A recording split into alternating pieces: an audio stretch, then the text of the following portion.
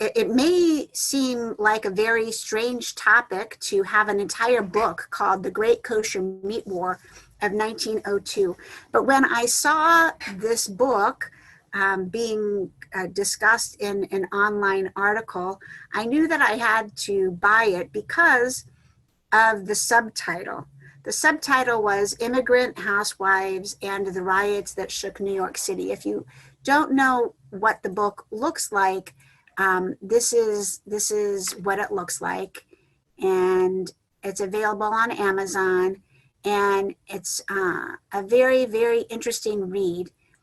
And if you don't like history, if you're not good at dates, let's just say, it may be a little bit complicated, and you may find it a little confusing. But I wanted to share this because of the fact that we've experienced a lot of civil unrest over the last many months. And the subtitle caught my eye because we don't normally think of Jews being the perpetrators of riots. On the contrary, usually Jews are the ones who are the victims of riots historically. But in this instance, for a few days in the late spring of 1902, there were Jewish women who were doing things that I think are shocking to our sensibilities in the year 2020. So I'm going to give a little bit of historical background about exactly what took place. So in order to understand everything that happened in the spring of 1902, we have to understand first a little bit about American consumerism and where people got their food. We talk today lots in certain circles about buying locally and knowing where your food comes from. That didn't used to be a problem, right? Many years ago, everybody knew where their food came from because it came from their farm or it came from their neighbor's farm or whatever. However, in the late 1800s, something amazing happened in the United States. And that was not only did we now have train system that went across the country. In 1872, a very smart individual invented refrigerated boxcars. That may seem unimportant, but the invention of cars on the train, which could carry your food from California across the United States to New York with ice, keeping everything fresh, changed the way that people eat in this country. And it made it so that food that wouldn't normally have been accessible was accessible. It also allowed a few companies that had already had quite a bit of power to get more and more power in the food industry. So that's one element that we have to keep in mind. Simultaneously, in order to understand this meat war, we have to understand what was happening in New York City, which is where it took place. So in 1870, just 2 years before this refrigerated boxcar was invented, there were approximately 1.7 million people living in New York City. But in just 30 years, the population had gone from 1.7 million to 4.3 million. That's an enormous increase in the number of people, and it therefore put a tremendous strain on the food chain. And so were it not for the fact that food could get shipped from very far away, Some of these things would not have been, this growth in New York City would probably not have been possible because there wouldn't have been a way to produce food for all those people super close to the city. So those are a couple of things that we need to keep in mind. And then finally, I wanted to say that right now in the year 2020, you may have heard a lot of chatter in politics about a monopoly or that tech companies have. Okay, back in the early 1900s, the monopolies that were being talked about were often food companies. And these food companies were very, very powerful. It's hard to explain how much power they had, but I want to just tell you a little bit about who these beef barons were, right? You could call them beef barons, you could call them the beef trust, the meat trust. They had multiple names, but it was about 6 different companies, and they were led by Gustavus Franklin Swift, Philip Armour, George Hammond, Nelson Morris, Michael Cudahy. In addition, so those were called the Big Four. In addition, there was Schwarzschild and Sulzberger, and these companies were known collectively as the Big Six. And I have to look on my notes. I wanted to share with you the amount of money that they earned each year. Oh man, where did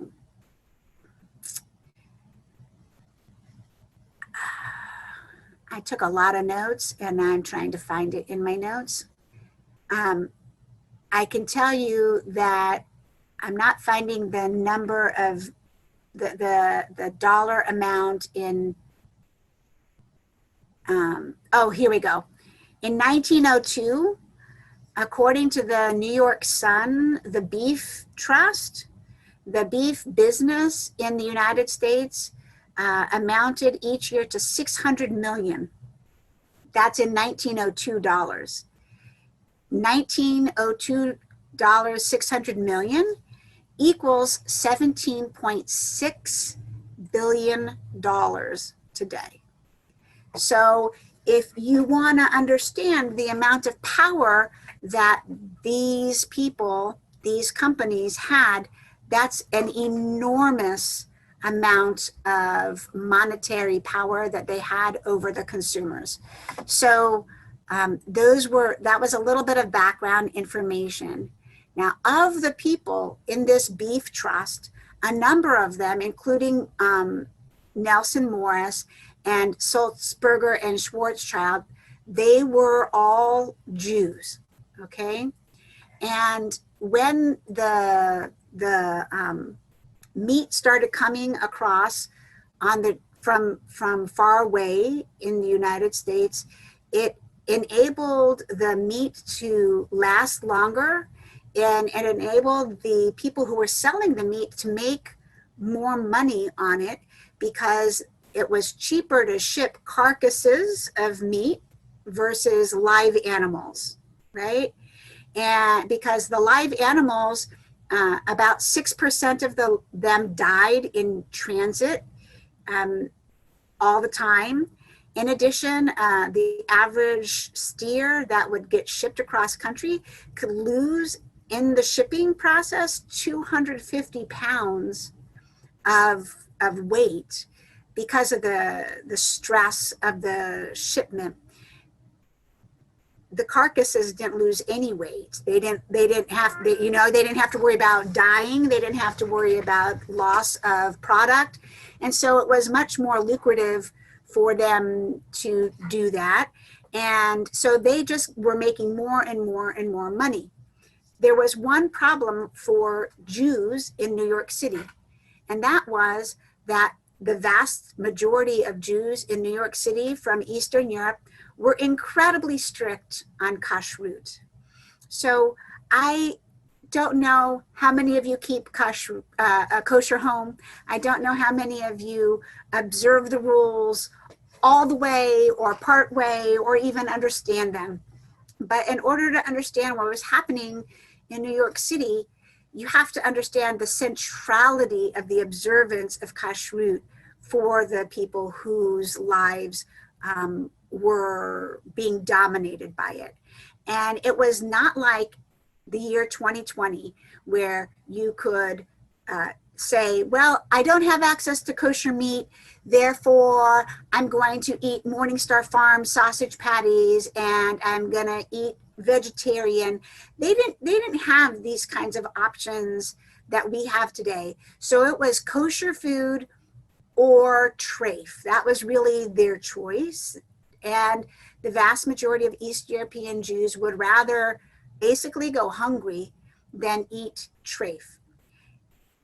In addition, the cost of kosher food was something which dominated their lives, because our Jewish brethren who came over were living literally hand to mouth. Most of them earned very, very little per week. They had a very set amount of money that they could spend on food.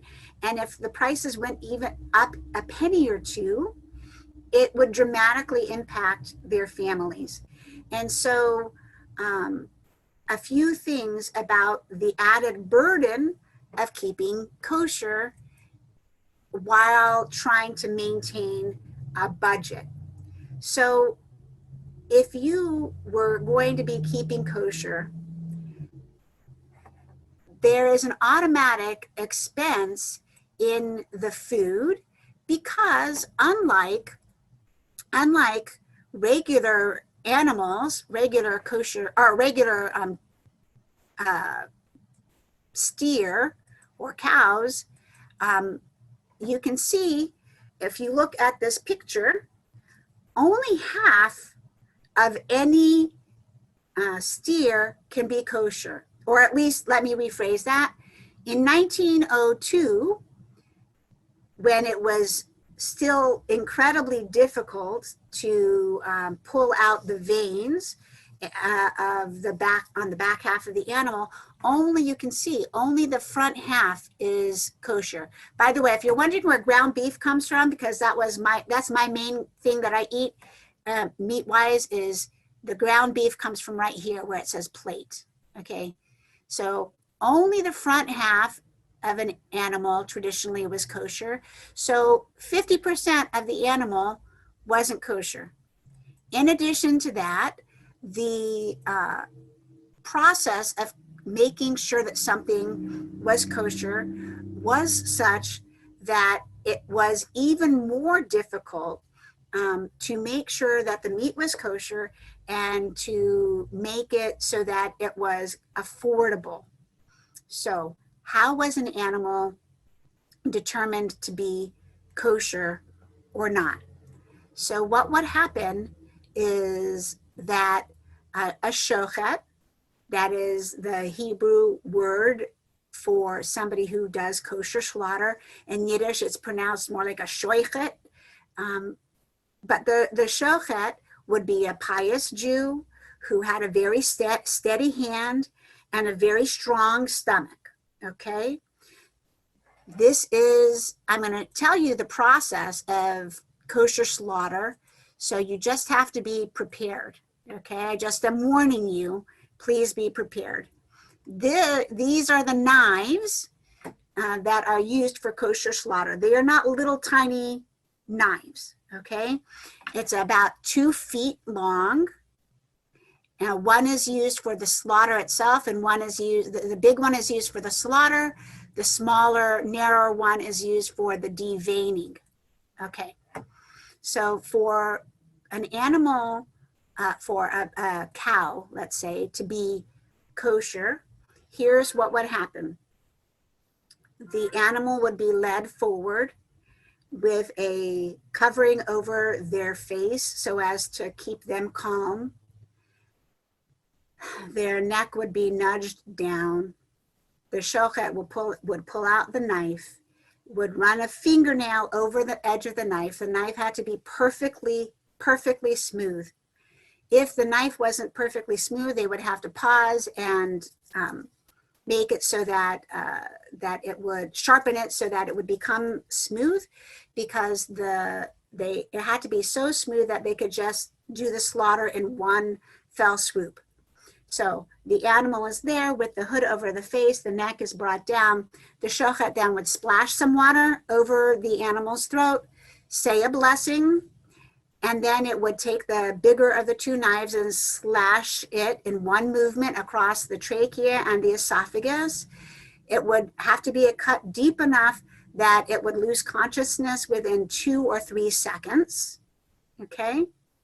After that, once the animal was deceased, the animal would be removed from that spot and put on a hook where it would be cut open and examined to see if it was healthy enough to be considered kosher. That's when the second shorter knife was used. They would first use it for the disemboweling, and then later on other parts of it. They would look at the following inside the animal: the heart, the lungs, the liver, and if any of those parts looked diseased, or if, God forbid, for some reason there was something inside the animal that was like a foreign body, it would be immediately rejected. They were so careful about the lungs that sometimes if they weren't sure about the lungs, they would actually they would remove the lungs from the animal, put it in water, and then actually blow into the lungs to see if there were any abnormalities. If the lungs, when they were blown up manually, held air, then the animal was considered kosher. So you have these animals. Only 65% of the cattle that was killed, that they thought was going to be used for kosher meat, ended up being kosher. Of those 65%, about only a third of the meat ended up getting used. And that goes back to the picture that I showed you before. And that's because the hindquarters, the whole back half, was difficult to make kosher because of the rules about avoiding the sciatic nerve, some other nerves, as well as certain kinds of fat in the animal. And so all told, you could have an animal, you have this big cow, this big steer, and about only 20% of, like if you add all the cows all together that you have, 20% of the cows or the cow parts are going to, in the end, be used for kosher meat.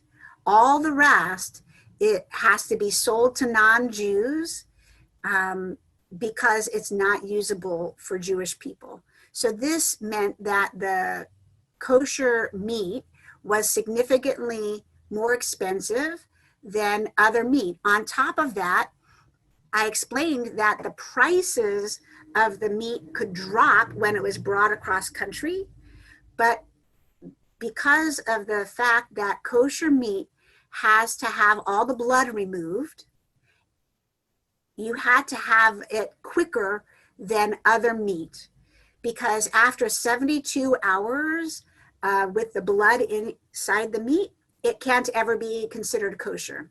I learned that reading this book. I didn't know that. I've never been a shochet. I just learned that when I was reading this book, that you have to soak it and salt it within 72 hours. Otherwise, the blood will never come out. And so that meant that while other people were benefiting from the refrigeration across country, Jews couldn't benefit in the same way, because at that point in time, they did not soak and salt the meat before they shipped it. They would ship it and then it wouldn't be available for the Jews because it could never be kosher. So I'm going to pause right there. That's a lot of stuff about kashrut. I want to make sure everybody understands. Is there anybody who has a question on any of the details of kashrut so far that I've said? Going once, going twice? No. Okay. So the meat was very expensive because just so little of it could be used in comparison to other meat. And when I say expensive, you might think, oh my gosh, what were they paying? Well, at the beginning of 1902, the price of meat, kosher meat, averaged around 12 cents a pound. Okay, it was 12 cents a pound for kosher beef. And what ended up happening is the beef trust ended up raising the prices beginning in 1901. And by the spring of 1902, the prices were getting higher and higher and higher. And in March of 1902, the prices were around 12 cents a pound. But by the time the late spring came around, it had gone up to 18 cents a pound. That is a dramatic difference in price, right? I mean, that's like more than $1 a pound difference for us today, right? And so people who are living hand to mouth, this was a really, really big deal for them. And it made it so that they were not going to be able to continue to get the food for their families that they wanted. The price increases that the beef trust had imposed were so intense that the governor of New York, whose name was Benjamin Odell, actually began to look into antitrust violations. And the trust, in case you don't know what a trust was for various companies, that meant that they agreed among the big six what the cost of the animals were going to be when they shipped them across country. It meant that they agreed how much they were going to sell them to the wholesalers for, how much they were going to charge the people who were shipping it, how much they controlled all of the pricing for all intents and purposes. And not only did they control the pricing, they made it, and they had such power because of the strength of their business, that if somebody tried to deviate, let's say somebody was a wholesaler and they decided that they wanted to sell it for less than the beef trust had told them that they could sell it for, they would then get blacklisted. So would the butchers who bought from the wholesaler at the unaccepted price. And so the beef trust controlled all parts of the sale of the animals. And so when the prices went up so dramatically in the spring, a few things happened. In April, the Attorney General, Philander Knox, the Attorney General of the state of New York, filed some lawsuits under the Sherman Antitrust Act. The Sherman Antitrust Act was something that came about in 1890, and the Big Six were prosecuted under this beginning in April of 1902. I'm just going to give you a little hint. The case was not resolved for an entire decade. So for anybody who watches court cases in the United States, anybody who sees themselves as deeply involved in staying or cares very much about staying abreast of politics and things like that, and thinks that the wheels of justice move slowly, this antitrust legislation that these people were tried under, it took them a full decade before they ended up getting justice, so to speak. So that's just a little sneak peek. Okay. So now we're going to come back to the Jews in New York City, May of 1902. The antitrust suit is filed on April 24th. This does not stop the beef trust from continuing to raise their prices. The butchers are beginning to feel a lot of pressure from the Jews in New York, who are beginning to complain very profoundly about the cost of the meat going up, because even though I laid out all of the steps, right? You have the people who raise the cattle, the people who have to ship the cattle, the people who have to slaughter the cattle, right? That's 3 different people. And then you get to the butchers. So the butcher is the 4th person. So the people who are buying from the butchers really only saw the butchers as the ones who were charging them too much money. They didn't really understand necessarily all the complexity of why everything costs so much. And the butchers decided that they would try and put some pressure on the beef trust. And 400 butchers on May 11th organized a boycott of the meat trust to put pressure on them to lower the cost. The meat trust basically ignored them. They just didn't care. It was only 400 little butchers, no problem. They had such tremendous power, they weren't gonna let it bother them. A few days later, a couple of Jewish women began to get involved. These women's names were Sarah Edelson and Caroline Schatzberg, and they organized a meeting on May 14th on the Lower East Side to rally support for this boycott. The next day, tens of thousands of women took to the street to demonstrate their outrage. Now, I want to tell you a little bit about this outrage. These women, when I say that they went to protest, we've heard the terms all summer long and all fall, peaceful protest. These women started out wanting a peaceful protest. They tried very, very hard to convince the butchers not to charge the prices that they were charging, not understanding that if the butchers didn't charge what they were charging, then they would be, you can't sell at a loss, or you yourself are going to go out of business, okay? And so they couldn't convince the butchers to lower the prices because the butchers hadn't been able to get the beef trust to lower the prices. So the next thing that they tried to do was convince the people that normally bought meat not to buy the meat, right? They really wanted a strike or a boycott. And they used, by the way, the language of strike and boycott because this was the era in American history where labor strikes were becoming very commonplace. And so they tried to get people to stop going into the butcher shop.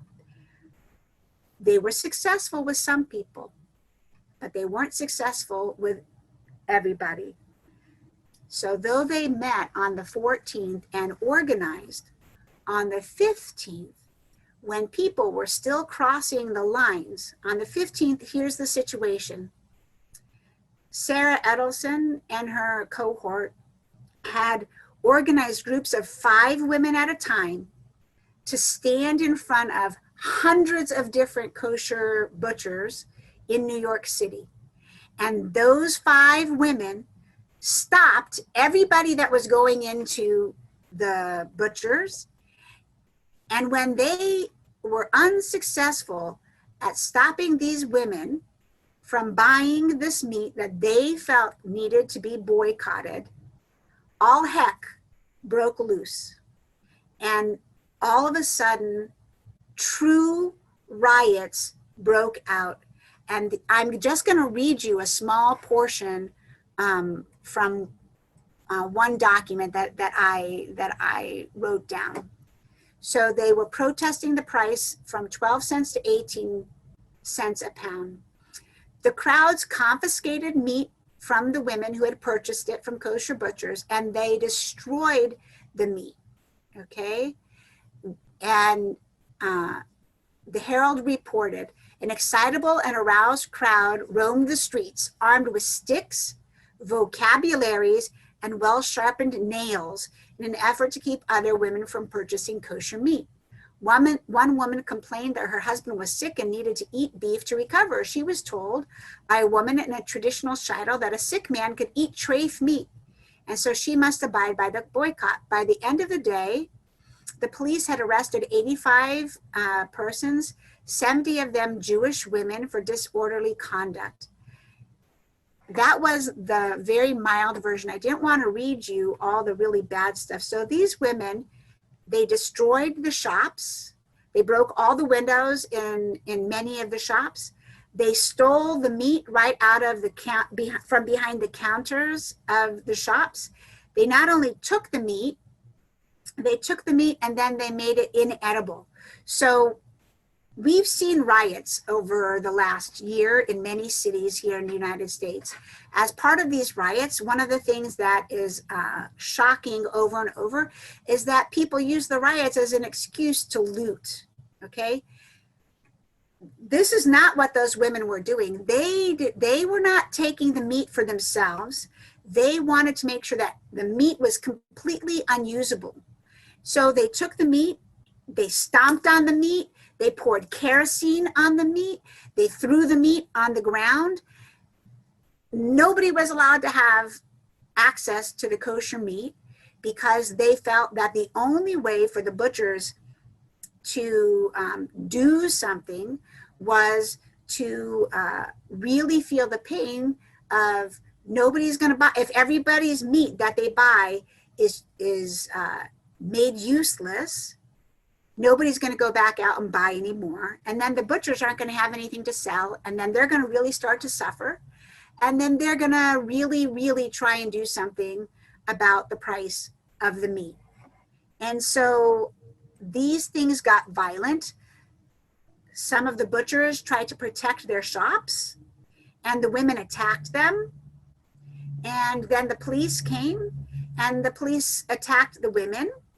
And many of the women ended up being beaten, and some of them ended up in the hospital. And it was a very, very shocking to the senses of a lot of people, because they were not expecting Jewish women who were known for running their households with all of their children to become violent in this way, but they felt as though it was a matter of the lives of their families. The Yiddish press supported the women in their protest and ran a headline that said, "Bravo, bravo, bravo, Jewish women." On the opposite end, the New York Times called for the repression of this, quote, dangerous class, especially the women who are ignorant and speak a foreign language. Okay. In addition, the women were organized enough that that word spread not only from the Lower East Side, but it spread to Brooklyn, to Harlem, and then across the bridge to Newark, all the way to Boston and Philadelphia. In fact, over the course of the next 6 weeks, Boston and Philadelphia would end up seeing even as bad or worse riots as what took place in New York City. Eventually, on May 17th, women that were part of this group stormed Shabbos services, right? And demanded to speak to the people in the synagogues on Shabbos about this boycott. They were welcomed in some synagogues, and they were, let's say, not welcomed and tossed out of a few places as well. And it was very dramatic, and the language that was used by some of the people in the synagogues was not Shabbos appropriate, we'll just say. So this started on May 15th was the riot. The organizing was on the 14th. The riot was on the 15th. And it went on for days with a break for Shabbos. And then on May 21st, just a week later, the men of the community decided that they were going to get involved. And this was both good and bad, okay?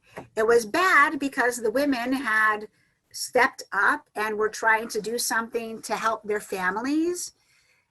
It was bad in that the men who came in and took over did exactly that. They took over and literally shunted aside Sarah Edelson, who had been the primary organizer of things, and shunted her aside completely and took over the negotiations.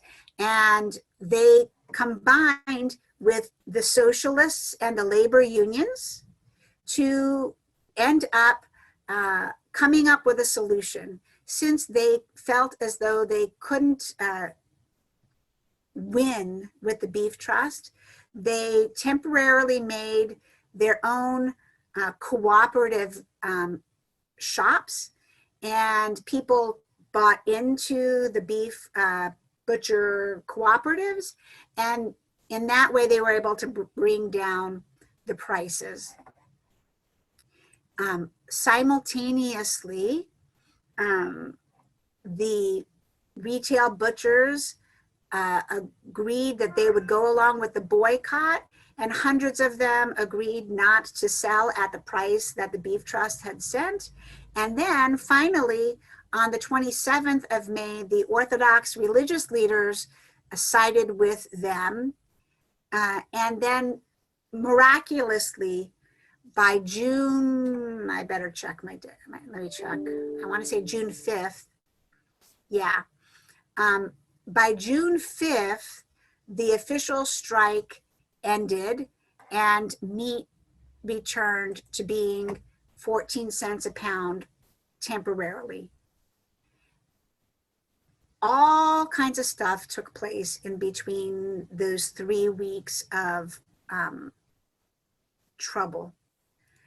But a few important things were revealed that are important for us today.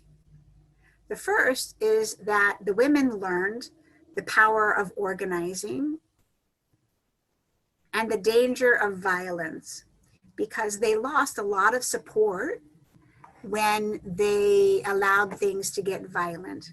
The newspapers, the non-Jewish newspapers in particular, said really awful things about the women and about Jews in general, because the women had descended into violence. The police ended up acting in a very strong manner and literally beat, as I said, women. And some of the women had brought their children. And so there's recorded a story of a 14-year-old who was beaten by the police because she was there with her mother. And so they lost a lot of support because of the violence that they instituted. And they also then learned the importance, honestly, of working with the men. On the one hand, it was bad that the men took over. On the other hand, the women had a lot of things to do. They had to run the households. They weren't used to necessarily running these big boycotts, and they certainly didn't want to be putting themselves in harm's way by standing in front of the police, who were more than eager to respond violently if they thought the women got out of hand at all. And there were recorded instances in various places throughout the city where the women weren't acting violently, but just having the crowds gathered, the police started the violence. And so it was a lot of things ended up being learned by the women and by the movements for economic justice, etc. And later on in the subsequent years, there ended up being boycotts over prices rising for rents and for other capital goods. And they used everything that they learned in this meat boycott and war to make those boycotts work more smoothly. So I could give you in much greater detail, all the details of the battles, but I don't want to belabor all of it. I want now to talk to you about why these women felt so strongly about the prices of the meat and kashrut and why it was so important to them. And the importance of kashrut is something that has been a theme of Jewish living for thousands of years. We are right now in the middle of the holiday of Hanukkah. And Hanukkah is a commemoration of the battle that the Maccabees had with the Greeks over Jewish observance. What we sometimes forget is that in the book of Maccabees itself, it's very, very clear exactly which Jewish observances are forbidden by the Greeks. And one of the primary observances that Jews were not allowed to engage in under penalty of death, and this is something that we have to remember, the Greeks weren't playing around. When they said you could no longer live as Jews, they weren't kidding. If you decided that you wanted to continue to live as a Jew and observe Shabbat and circumcise your children or keep kosher, they would kill you, okay? And despite this, lots of people remained faithful to Jewish life, including Kashrut. We have to remember that this predates the Talmud and therefore predates the rulings from the rabbis who said hundreds of years later that if it's a choice of life and death, that Jews are allowed to violate Jewish law in all instances except for the violations of idolatry, adultery, and murder, right? So that is, if your life is in danger and you have to violate Shabbat in order to stay alive, you violate Shabbat. If your life is in danger and you need to violate Kashrut because you're going to starve to death, you violate Kashrut and eat non-kosher food. That's what the Talmud teaches. But the Maccabees predate the Talmud by hundreds of years. And so for people who took Jewish law seriously, violations of Kashrut were unimaginable, absolutely unimaginable. And so in the book of Maccabees, we read that it's not just that Mattathias is asked by the Greek soldier to come and sacrifice a non-kosher animal. They wanted him to eat it as well. It's right. It was, you have to remember, sacrifices were eaten. So Mattathias, in that famous scene that we all know, where the soldier says, Mattathias, you're a leader of the people. Come forward and sacrifice this non-kosher animal and show the people that it's okay to do what the king wants. He didn't do it, not only because the animal was a non-kosher animal and the altar shouldn't have been, they shouldn't have been building an altar in Modi'in. He didn't want to participate because once the animal was sacrificed, he was going to be expected to eat it. And that is why he put his foot down. Excuse me.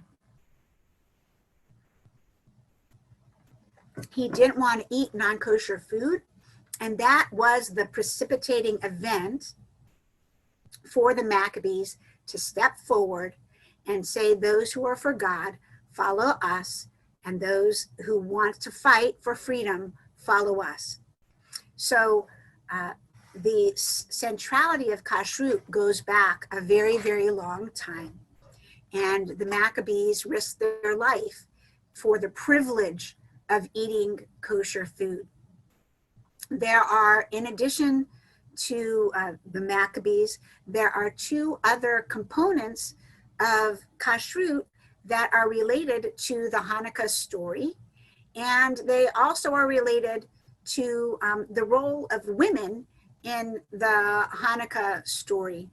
So I don't know how much all of you know about this collection of books called the Apocrypha, but there we have the Tanakh. The Tanakh is the Hebrew Bible, but then there are other books that were not included in what's called the canon of the Bible. Included in these books that are not part of the canon are books like the Maccabees, Judith, Tobit, Bel and the Dragon, Susanna, and some very famous stories. And one of these is, as I said, Judith. I'm gonna ask, have any of you ever heard of the story of Judith? Anybody? No. Okay. So the story of Judith is written in such a way in the Apocrypha that that it's written to make it seem as though it's a story from the period of time back during the expulsion, the Babylonian exile. Okay, but it's clear from what's written in it that it was written at the time of the Maccabees because of the historical references that are being discussed. It was disguised as a story from an earlier period, but it's taking place during the time of the Maccabees.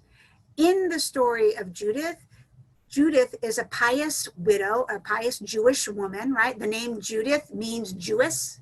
That's what it means.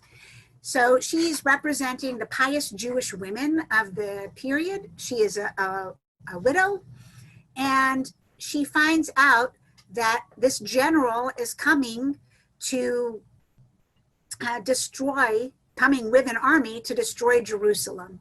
Okay, the general's name is Holofernes, and all of the Jewish leaders are sitting around going, what are we going to do? What are we going to do? What are we going to do? And they're doing absolutely nothing because they're just too busy asking, what are we going to do, instead of doing anything. Okay. And so Judith takes it upon herself to solve the problem.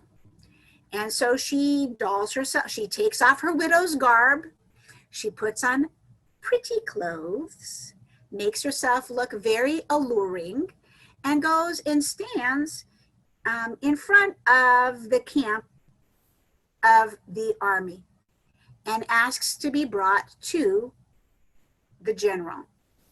She's beautiful. They say, okay, bring her to Holofernes. And Judith stays with him for several days, working her way, getting to know him, making him desire her, tricking him all along the way. And on the third day, she's got him all buttered up.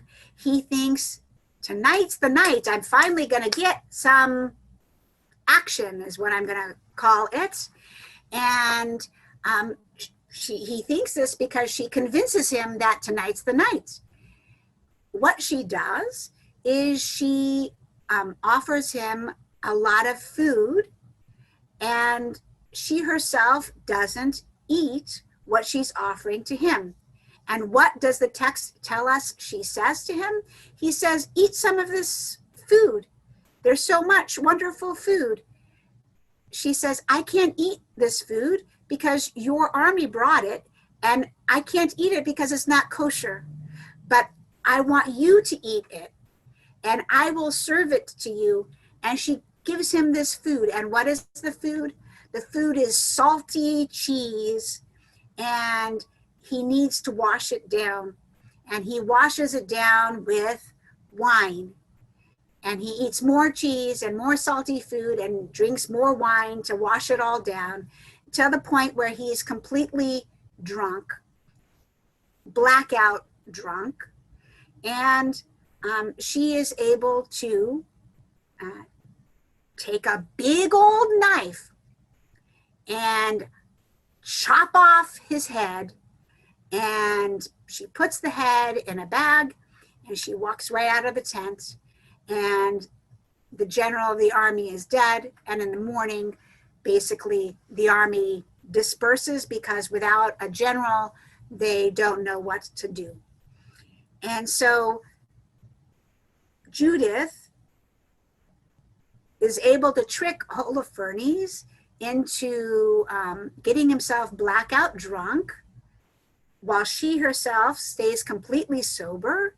And she's able to do it because she is staying true to the ideals of Kashrut, and she won't eat this non-kosher food.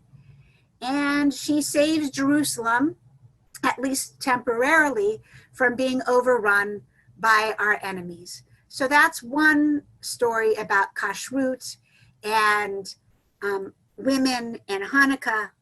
And there is a second story that you probably have heard, because it appears both in the Talmud and in the second book of Maccabees. So by the way, this collection of books called the Apocrypha, where Judith is found, is also where the books of Maccabees are found.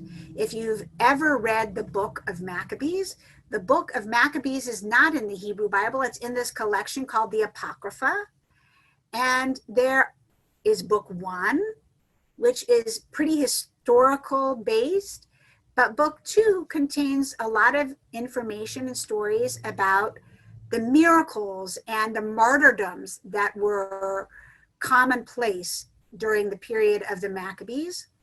And in 2 Maccabees, the second book of Maccabees, is the story of an unnamed woman who is often referred to as Hannah and her 7 sons. And you may have heard the story of Hannah and her 7 sons, because the story eventually finds its way into the High Holiday Liturgy in the section called the Martyrology. Hannah and her 7 sons are among the pious Jews who are found out as having been keeping kosher even when they're not supposed to. And they are brought before the authorities, and they are told, eat this non-kosher food or we're going to kill you. And we're going to kill you in a very painful way. One by one by one by one, all of Hannah's 7 sons refuse to eat non-kosher food, and they're all executed for refusing to eat the non-kosher food.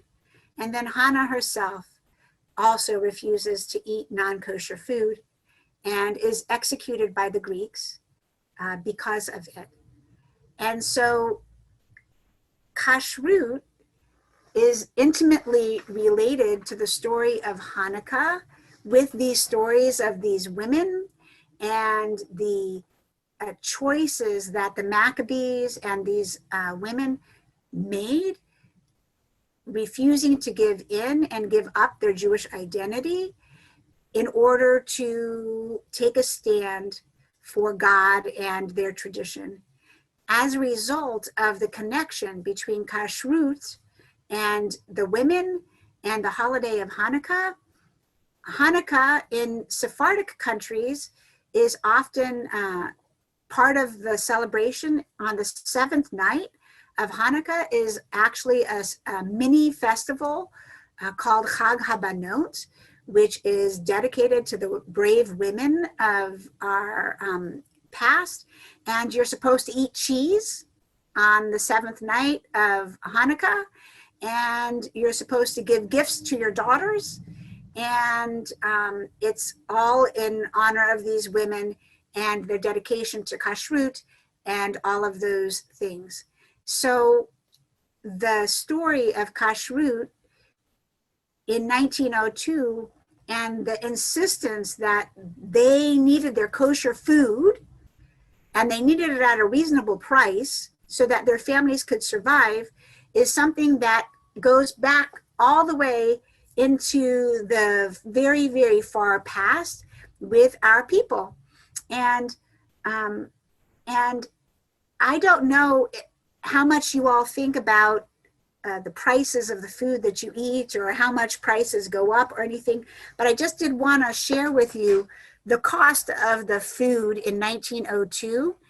And I was surprised when I was learning for this presentation that the most expensive thing that the Jews ate was actually not beef. Because if somebody was asking me, what's the most expensive kosher thing that you eat, Rabbi? My first response would be beef. The meat that I eat is by far the most expensive thing. But here are the prices as listed in this book by Mr. Seligman. The meat at the time, the beef, was brought down to 14 cents a pound. Poultry was anywhere between 18 and 25 cents a pound. And the average Jew really only ate poultry on Shabbat because it was more expensive.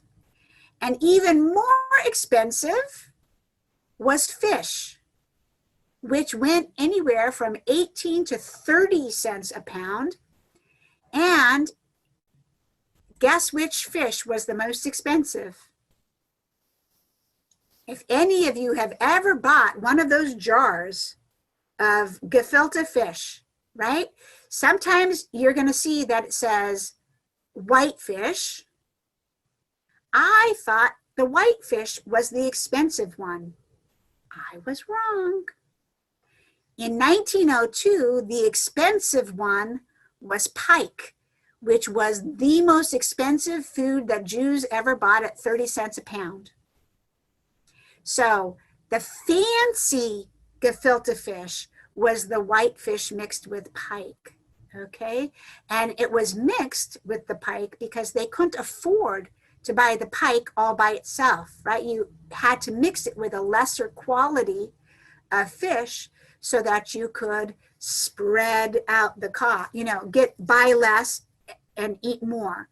And so that is one of the interesting things about the kashrut of the time was that the cheapest was beef, this next price was poultry, and the most expensive was the fish.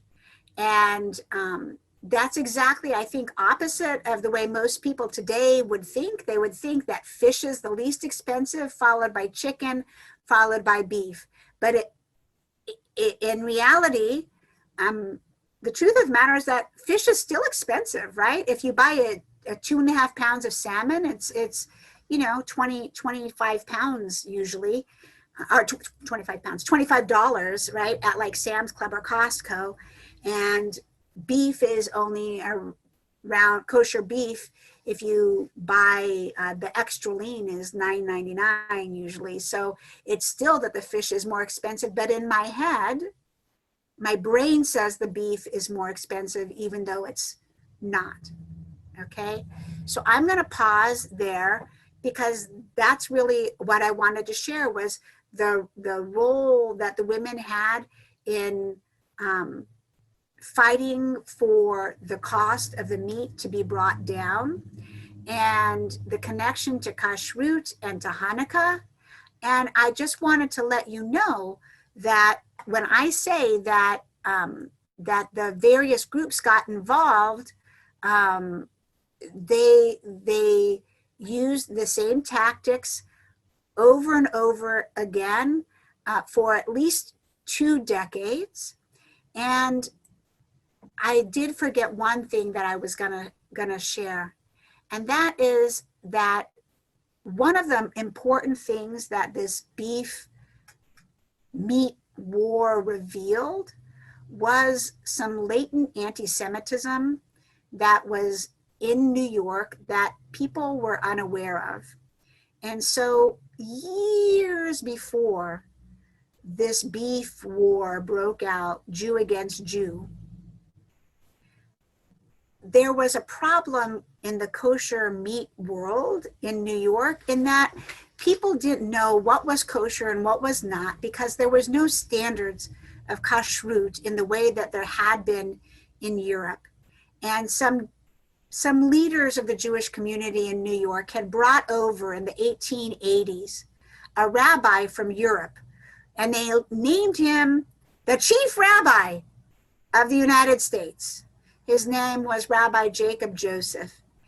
And one of his primary jobs was to organize a system of declaring what's kosher, who's a legitimate kosher butcher, who's not a legitimate kosher butcher, et cetera, et cetera. He wanted to institute a system of having and requiring mashgichim in the various butchers. But people were very, very resistant to it because each person, right? So I already labeled for you all the various people whose hands were in it. You have the person who raises the cow, the person who ships the cow, the person who slaughters the cow. Then you have to have, if you have to have a mashgiach, then you have to have the one who supervises, right? The one who supervises the slaughtering of the cow. And then the butcher. Each additional person that's involved raises the cost of the price of meat. And so Rabbi Joseph came with great fanfare to the United States, and then he ended up, quite honestly, failing somewhat spectacularly, okay? And kind of being driven out of business in many ways. But as life would have it, Rabbi Jacob Joseph died 6.5 weeks after the end of the Great Kosher Meat War. Why is this important? Because when he died, since kosher meat was on everybody's mind, everybody had to acknowledge what he had attempted to achieve. And if he had achieved his goal in the 1880s, none of this would have taken place. And so to make up for the terrible treatment that he had been given, the Jews of New York came out en masse to see him off in his funeral entourage. Tens of thousands of Jews marched behind his casket. This sounds wonderful, except the meat war had revealed the anti-Semitism latent in many people in New York. And when they got to the corner of a couple of streets where there was a company named, Arho and Company, which was a printing press and factory, the workers in the company who had been known for their anti-Semitism, but nobody had done anything about it, when the Jews were marching underneath on the street, they began to throw things out of the windows at the mourners. And Jews began to get hurt from the stuff that was being thrown at them in this funeral entourage. And what ended up happening was the police came, and then the police started beating. Are you ready? Are you ready? They began to beat the mourners, okay? And they arrested a bunch of Jews who were in the entourage, and many people ended up hurt. Long story short, this was considered such an outrage that it ended up in court, and policemen lost their jobs, and some other city employees lost their jobs as well as a result of their complicity in allowing the Jews to be so terribly mistreated. The bad thing was that the Jews were attacked. The good thing was that it raised the consciousness of the Jews and made them completely aware of exactly how important it was for them to band together and stand against the anti-Semites. The same thing is true with the whole meat war itself. It taught the Jews that they could not descend into battles with one another in which Jew is attacking fellow Jews and destroying Jewish property, because if the Jews were attacking one another, it gave permission for non-Jews to do even worse. And so the Jewish community learned a lot from this event that lasted 3 weeks. They learned how to form these cooperatives. They learned how to make the various organizations, which in some ways were very disparate organizations, women's beneficent societies and men's organizations, and so the socialists and the anarchists and the communists, all these various groups, all of whom, by the way, had large numbers of Jews in them. Many Jews were involved in anarchist organizations and socialist organizations and communist organizations and anti-capitalist organizations. And all of the various groups all learned how to work together to achieve a common cause. And we have a lot to be proud of in that, even though there were some tremendous missteps in this war between the women and the butchers, they learned enough to end up having tremendous influence for the next few decades on labor disputes, on consumer disputes. And every time, there are people who will tell you that every person who's ever participated in any kind of boycott of a consumer boycott in the United States can directly trace their consumer boycott to the Great Kosher Meat War of 1902, because this was the very first one in the United States. And so that is my presentation, and I'm going to open it up for questions.